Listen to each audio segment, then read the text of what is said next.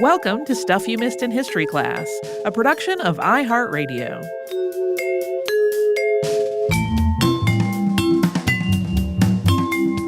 Hello and welcome to the podcast. I'm Tracy V. Wilson. And I'm Holly Fry.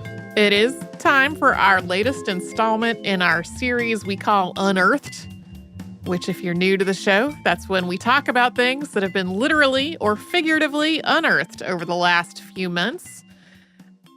This has grown over the many years that we've been doing this podcast, and now it tends to be two parts, which is the case this time. So today's episode, we're kicking off with some updates, and then we'll talk about books and letters and edibles and potables and art.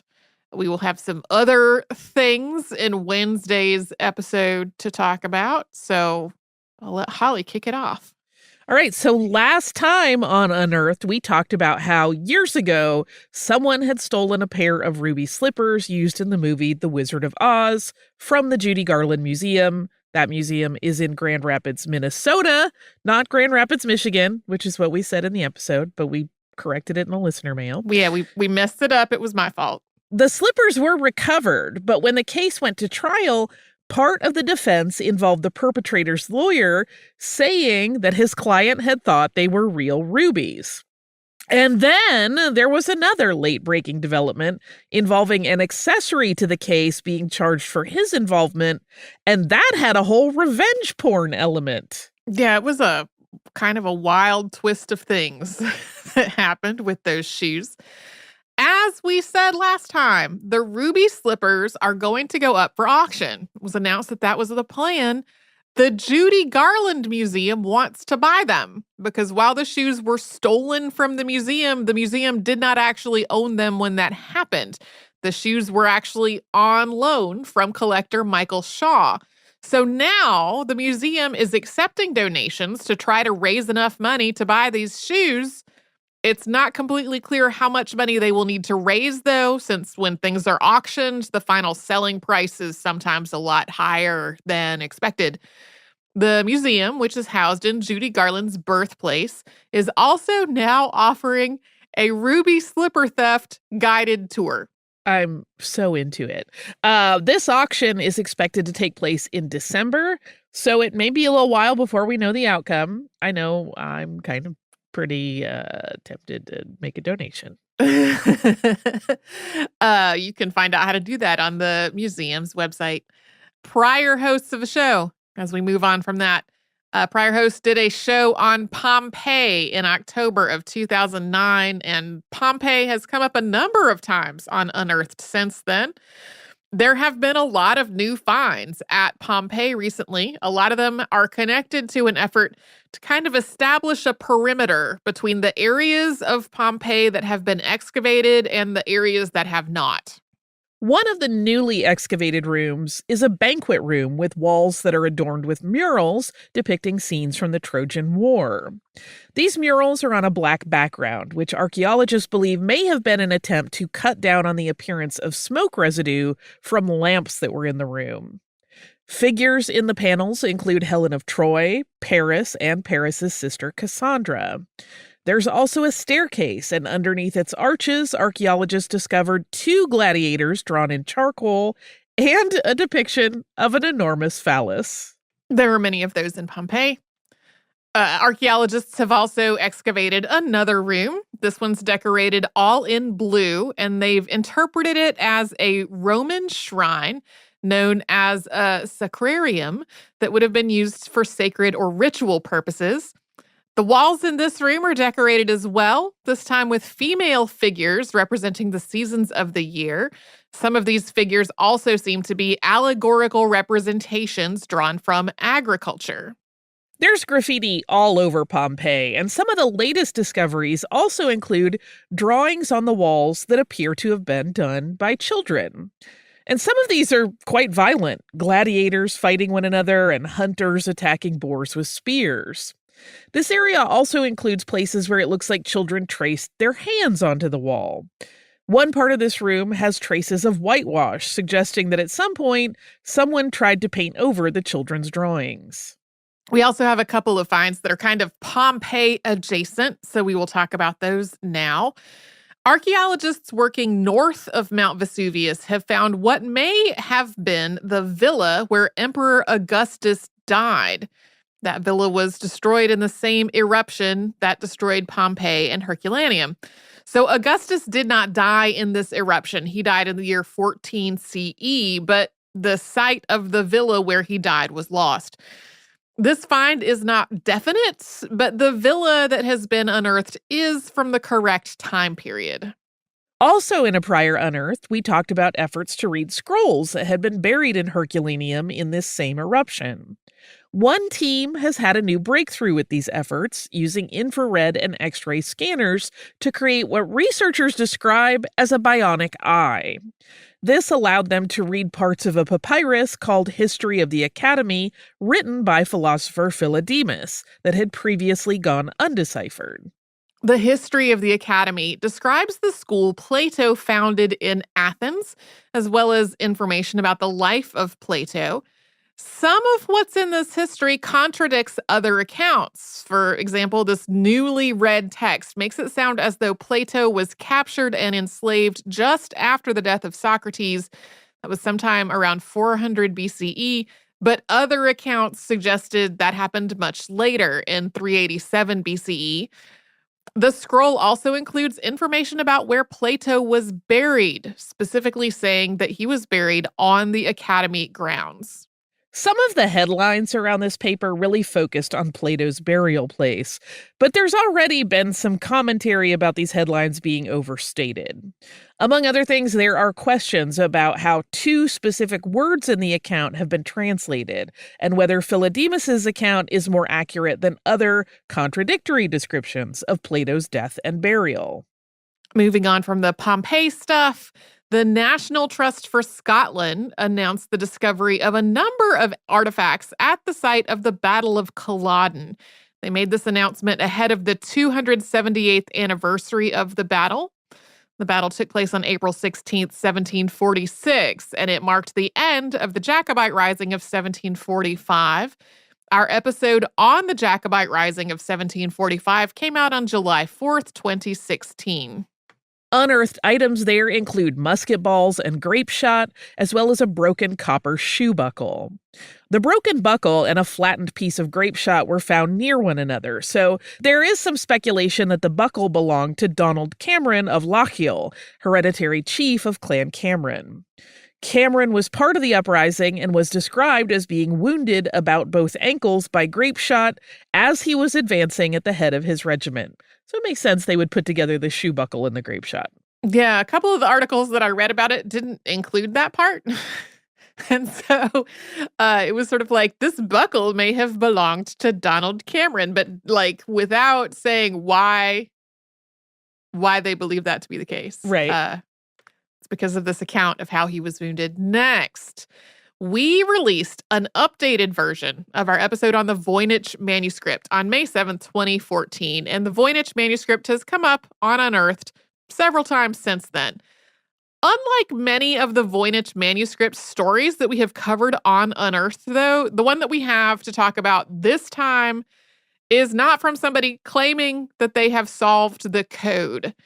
Instead, research published in the journal Social History of Medicine builds a hypothesis that this manuscript might be a work devoted to women's health, particularly sexual health, and that it was enciphered as an act of self-censorship. This draws from the work of 15th century Dr. Johannes Hartlib, who called for the use of, quote, secret letters to hide recipes for preparations meant to prevent or end pregnancies from common people, sex workers, and children. In an article originally published in The Conversation, author Keegan Brewer points out that the Voynich manuscript is full of depictions of naked women, many of them holding objects near their genitals or pointing those objects toward their genitals. This paper also hypothesizes that the rosettes that are found in one part of the manuscript are a coded representation of conception and development. Moving on, we've talked about the domestication of chickens a few times on the show. We talked in the most detail about that in our episode on the Chicken of Tomorrow on May 17th, 2023. Chickens were probably domesticated from red jungle fowl, which are native to Southeast Asia. That happened possibly as far back as 1650 BCE. Research published in the journal Nature Communications in April looks at the question of where and when domesticated chickens were introduced after that. This can be tricky to study because it is often hard to distinguish the bones of wild birds from the bones of domesticated chickens that look a lot like them. And also, the bones themselves tend to be very brittle and not preserved very well in the archaeological record. This team was working with eggshell fragments in Central Asia, collecting them from 12 archaeological sites representing about 1,500 years. They analyzed these shells using a type of biomolecular analysis known as, we think, ZooMS or Zooms. It's spelled Zoo and then a capital MS at the end. And they concluded that the chickens were widespread in Central Asia from 400 BCE to 1000 CE, and that their spread followed the Silk Road.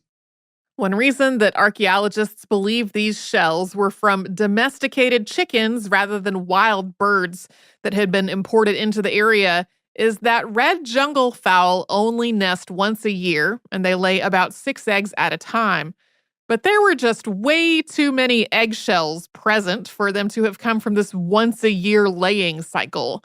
It's really likely that this year-round access to eggs was a big part of the spread of domesticated chickens. In February of 2017, we did a 2-part podcast on Executive Order 9066 and the incarceration of Japanese immigrants to the U.S. and their citizen children during World War II. And in one of our Unearthed installments in 2022, we talked about the creation of a massive book called the Irecho, which compiled the names of 125,284 people who were imprisoned at these camps. The names contained in the book were also included on a website. The nonprofit organization Ire Project is dedicated to preserving the memory of these people through the book, an online archive of its contents that was launched in February, and light sculptures that are currently being created. Those are expected to be unveiled in 2026. In April, it was announced that the Ire Project was also working with Ancestry.com to make this information available on their platform in a section that's freely accessible to the public. Some of the reporting around this made it sound like the Ancestry.com partnership was like the first time this information had been made publicly available, but the website with the names, that was already included. That was something that we had talked about on the show before. This, though, makes it a lot easier for people to cross-reference the information from the Ire Project with other information that's available at Ancestry.com. This past December, we did an episode on the Stone of Destiny, also called the Stone of Scone, and its removal from Westminster Abbey in 1954. In March, the stone was moved from Edinburgh Castle to its new home at Perth Museum. And according to analysis done ahead of that move, before it became part of the installation of the Kings of Scotland, the stone may have been part of a doorstep or a threshold. This work was conducted by Historic Environment Scotland, and this basic conclusion comes from the fact that there's just too much wear on the surface of this stone for that wear to have come only from kings standing or putting a foot onto it during installation ceremonies. If the stone was something that was regularly stepped on or stood on, we don't yet know for sure exactly why that was. We did an episode on Stonehenge in December of 2014, and it has made many appearances on Unearthed since then. This time, UNESCO has recommended adding Stonehenge to its World Heritage in Danger list, something that will be voted on in July. This comes after a highly controversial decision to build a tunnel as part of the A303 road improvement scheme. The A303 is a major road that's part of a connection from London to Cornwall, and it gets a lot of traffic, which currently runs right past Stonehenge. I've never personally been to Stonehenge, but photos of it are framed to not show that there's a highway, right there. So National Highways and UK Heritage Charities have argued that this tunnel will be an improvement because the part of the road that runs so close to Stonehenge will no longer be visible from the surface. It will be underground. But critics have argued that this tunnel should actually be a lot longer so that the entry and exit for it are farther away from the monument and more of the road is underground. There are also people who are concerned that the tunnel construction itself could destroy as yet unidentified archaeological sites or cause other damage. This is not even a surface overview of this debate, really. This, like, how to handle this road, debates and discussions over it have been going on for years and years at this point. Yeah. So we're going to end our update section with a work of art from an artist we've covered on the show, Lavinia Fontana, who we'd covered in September of 2022. Her painting, Portrait of Bianca degli Utili Maselli and Her Children, which she created around 1604, has been acquired by the Fine Arts Museum of San Francisco. You'll see that listed as FAMSF. This painting was in private collections for about 4 centuries, and its display at the museum is the first time that it's been publicly available. We will get to some other works of art after a sponsor break.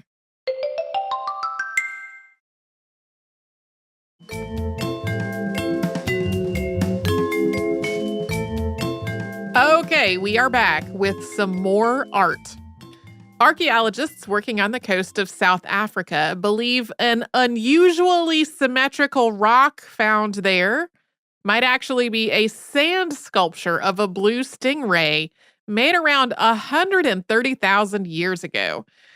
This age estimate is based on optically stimulated luminescence studies of rocks in the same area because the team did not want to destroy part of this rock in an effort to date it. So the paper itself and some of the authors writing about it acknowledges that a lot of this is speculative. This is really one interpretation of what this rock could be. But if it is a sculpture of a stingray that someone made, that's the oldest known example of a human making a representation of another creature. And it is definitely shaped a lot like a stingray, and one side of it has faint markings that resemble the shape of a stingray's back.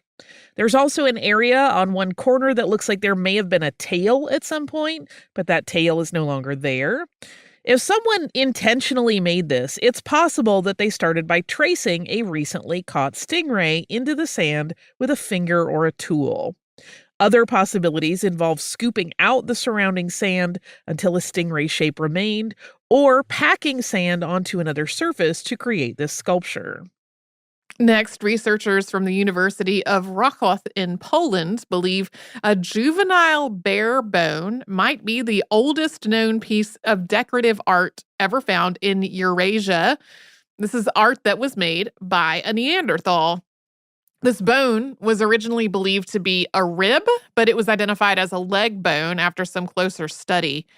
The team has since created a 3D digital model of this bone using 3D microscopy and X-ray computed tomography, and this allowed them to get a much better look at 17 markings on the bone.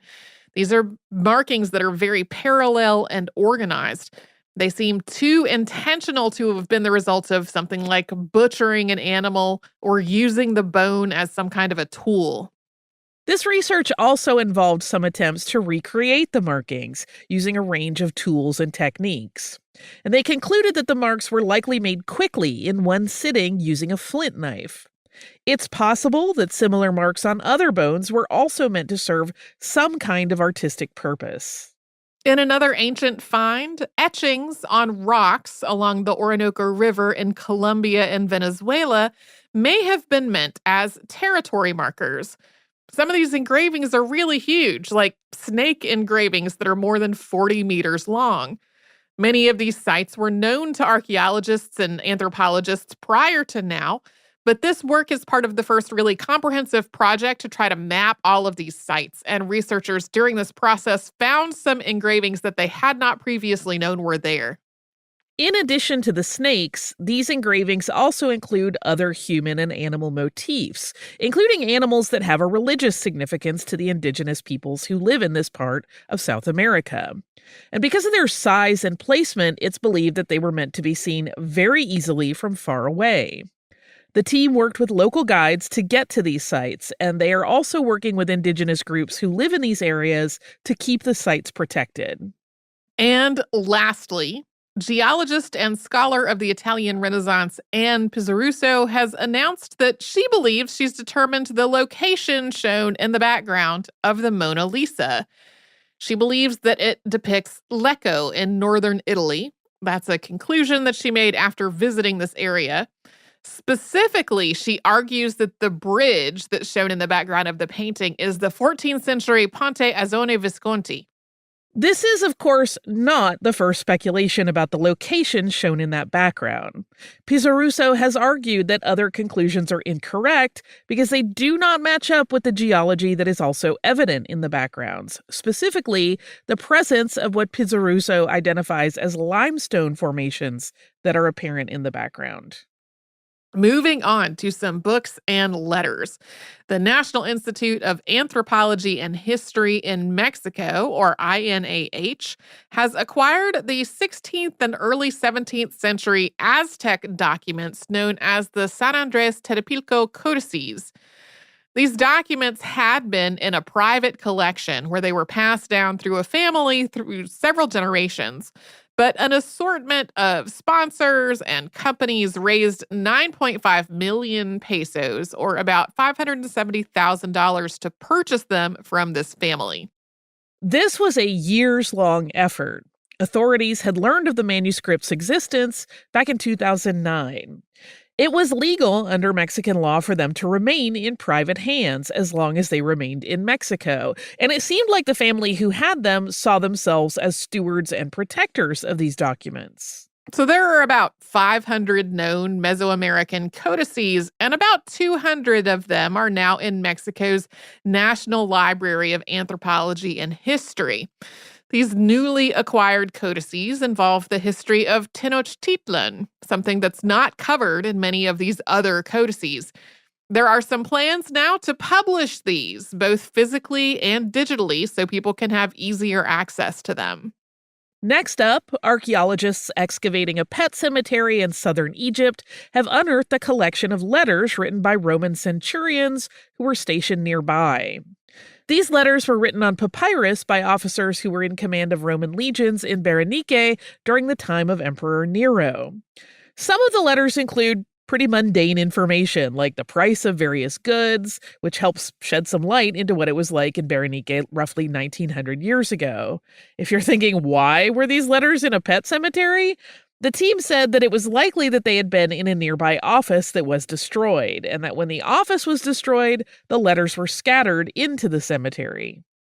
This particular description did not say specifically how or why the office was destroyed, and I did not look deeper into it. Lastly, for the books and letters, the Jane Austen's House Museum has been working with volunteers to transcribe a memoir written by her brother, Admiral Sir Francis Austen, whose handwriting is reportedly challenging. The memoir is 78 pages long, handwritten, and on page 68, this handwriting changes. That's presumably because Austen had kind of put this document aside and then came back to it much later after developing arthritis in his hands.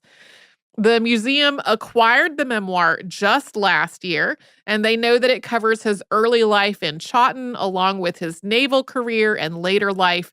So it's possible that it will yield some new information about his famous sister as well. The museum put out a call for volunteers in April and was immediately inundated with more than 2,000 applications to participate. They have allocated these pages to the volunteers who are working from high-resolution photos, and the goal is to have the full memoir eventually published on the museum's website. I have a very hard time reading a lot of old handwriting, even old handwriting that is not described as difficult to read in particular. So good on you, volunteers. I hope everyone's having a fun time. We will have another sponsor break and then talk about some edibles and potables.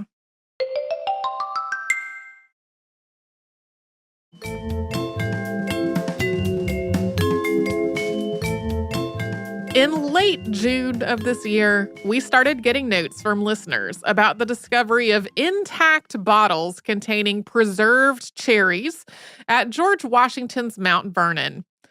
And I had a whole moment of questioning my own memory because I was like, didn't we already talk about this? I felt absolutely sure that not only had I heard about the cherries at Mount Vernon, but I had also put them into an installment of Unearthed quite recently. It was particularly memorable because it did not feel like it had been that long ago. And also, I remembered seemingly every article on the subject having some kind of reference to the myth of George Washington chopping down a cherry tree and then saying he could not tell a lie. But then I looked back at old outlines to try to point people in the direction of which Unearthed episode we had discussed this on, and I found no such thing. It was when I actually started working on this installment of Unearthed that I realized what had happened, which is that I did not hear about these cherries long enough ago to have previously put them in Unearthed. I heard about them in April.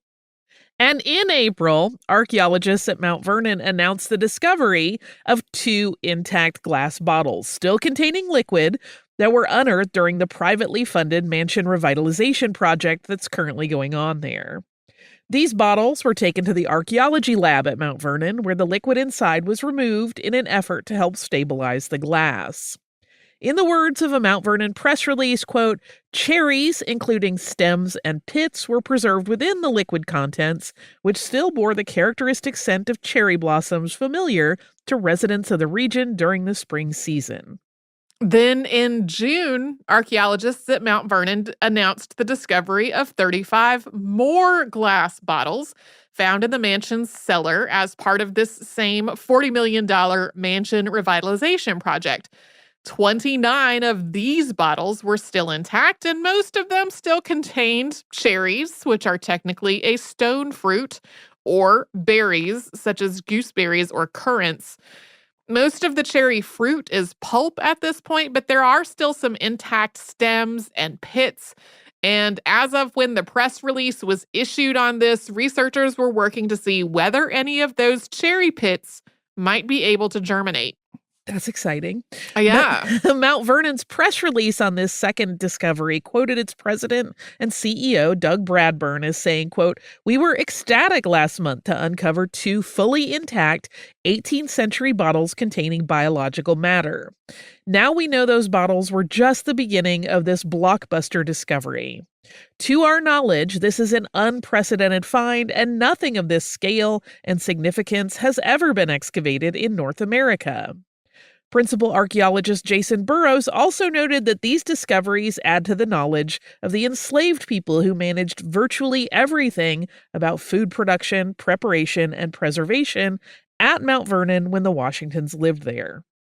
The revitalization project that has led to both of these discoveries is an effort to repair, preserve, and stabilize the mansion at Mount Vernon since it was built in the 18th century as a private residence, but has seen more than 96 million visitors since it was first opened to the public in 1860. That is a lot of wear and tear.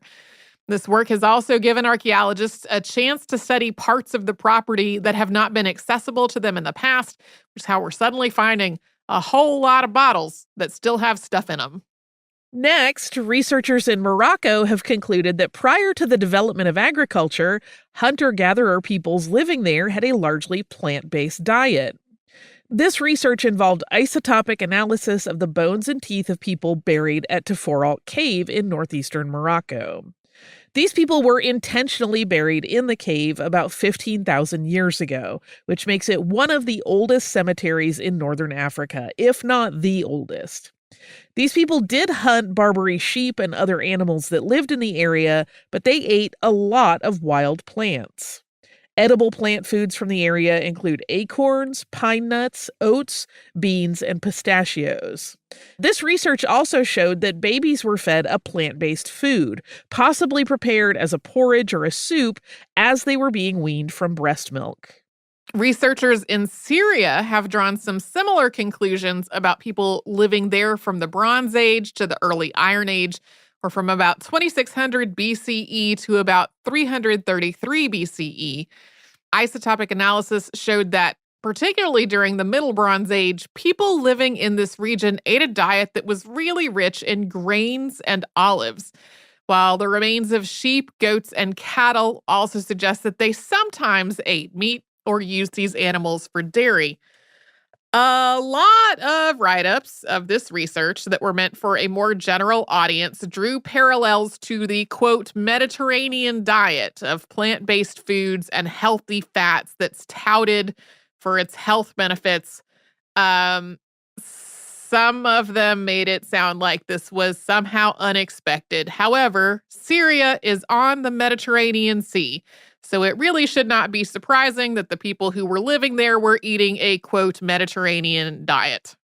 Wouldn't it by definition be a Mediterranean diet no matter what they ate? I saw, I have these an RSS reader that just collates all of these things, and suddenly there were all of these headlines that were like, people in ancient Syria ate a Mediterranean diet. And I was like, have you looked at a map recently? No. Speaking of plants, though, researchers in Oregon, working with the approval of the Confederated Tribes of Grand Ronde Historic Preservation Office, have been studying the indigenous stewardship of the camas plant. This plant produces edible bulbs that have a flavor somewhat like sweet potato when they've been baked for 2 or 3 days. That's something that historically was usually done in underground ovens using heated rocks. Researchers studied the remains of some of these ovens and camas bulbs dating back about 8,000 years. And they concluded that around 3,500 years ago, indigenous people in the area started intentionally harvesting these bulbs in a way to allow the plants to be the most productive and sustainable over time. And then they continued these harvesting practices over centuries. This involved the participation of the whole community to replant immature bulbs during the harvest and leave them in the ground until they reached sexual maturity. Lead author Molly Carney described seeing indigenous people today doing the same during their harvests. And Greg Archuleta, cultural policy analyst for the Confederated Tribes of Grand Ronde, also described this research as reinforcing the knowledge of tribes in the Willamette Valley. In addition to these harvesting practices, this research also found evidence of periodic controlled burns to keep areas where these plants were growing healthy. Camas is an ecological and cultural keystone, so these practices also affected the overall ecosystem and the human communities that relied on them. Next, researchers in the Pyrenees Mountains have found the earliest direct evidence of the consumption and processing of dairy there, thanks to residues from pottery fragments. Researchers examined fragments from 2 different settlements dating back 7,500 years and found evidence of dairy use at both of them. It had previously been believed that dairy consumption had started at these higher altitudes a lot later. They had found earlier evidence in places along the coastline, but not up in the mountains. This research also discovered some residues from pigs and vegetables. Moving on, archaeologists excavating a Roman tomb in Spain have found the oldest ever wine still in its liquid form. This was in an urn and is described as a white, sherry-like wine, although over the 2,000 years since it was put in the container, it has turned a reddish brown. This wine was not meant to be drunk, though, at least not by a living person. This urn was a funerary urn and also contained cremated remains. Also in the urn was a gold ring decorated with the Roman god Janus. One of the researchers in that story reportedly tasted some of that wine for some reason. No, thank you. No, I know. I was like, why? Cremains delicious in your cocktail. Beyond, tasting, that seems ill-advised to me.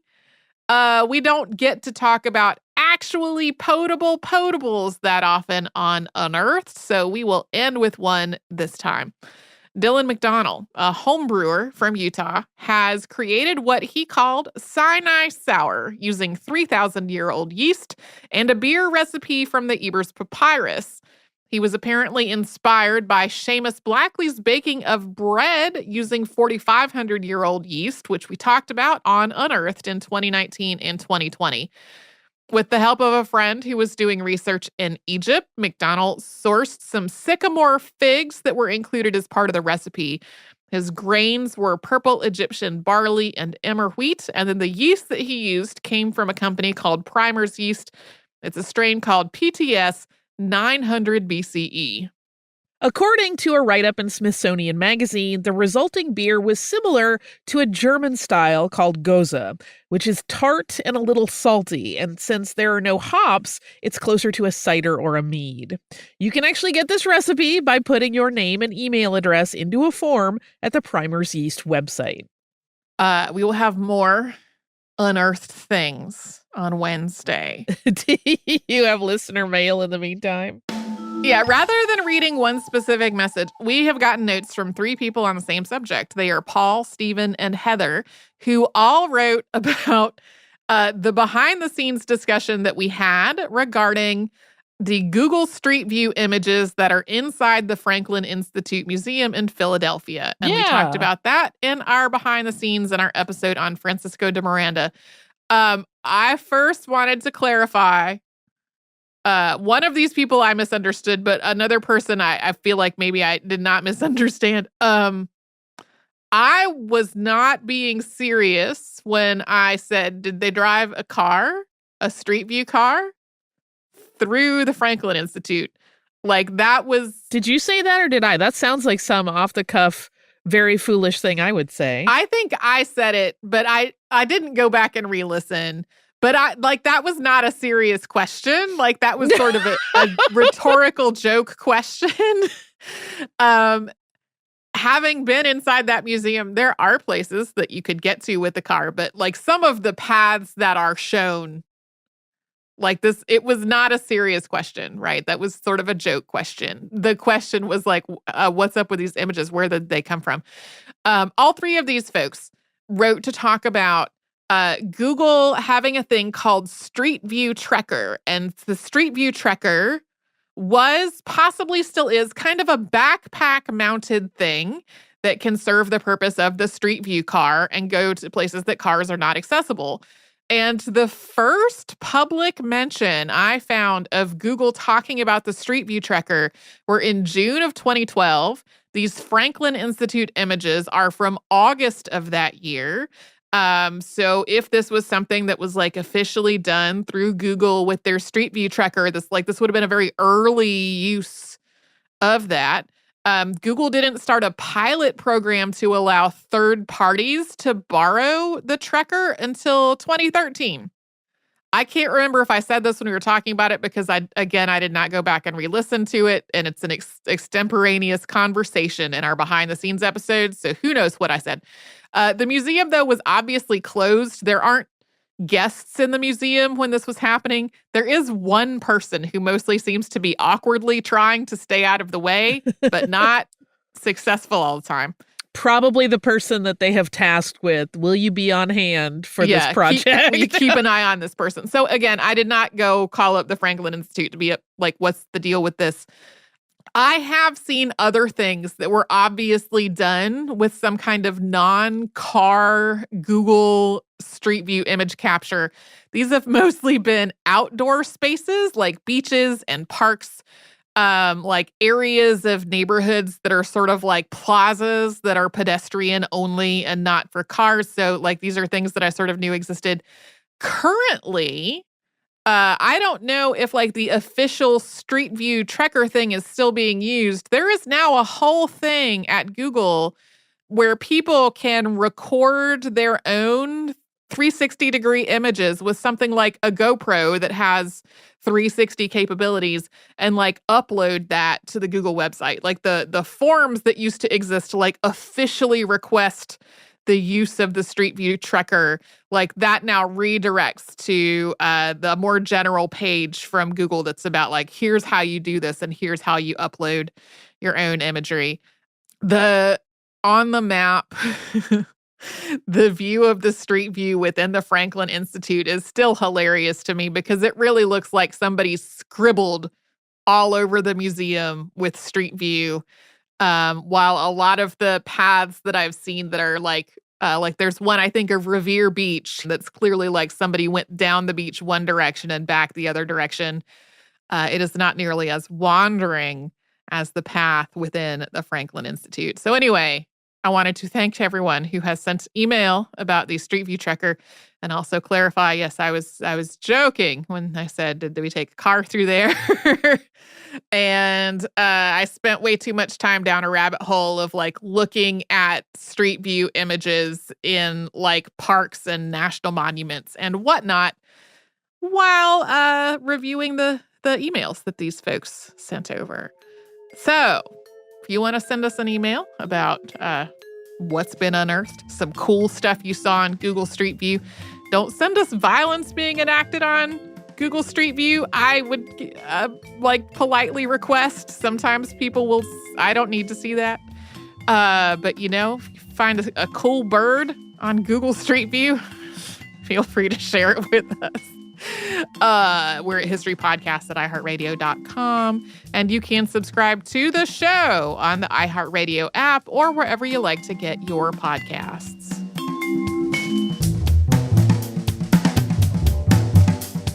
Stuff You Missed in History Class is a production of iHeartRadio. For more podcasts from iHeartRadio, visit the iHeartRadio app, Apple Podcasts, or wherever you listen to your favorite shows.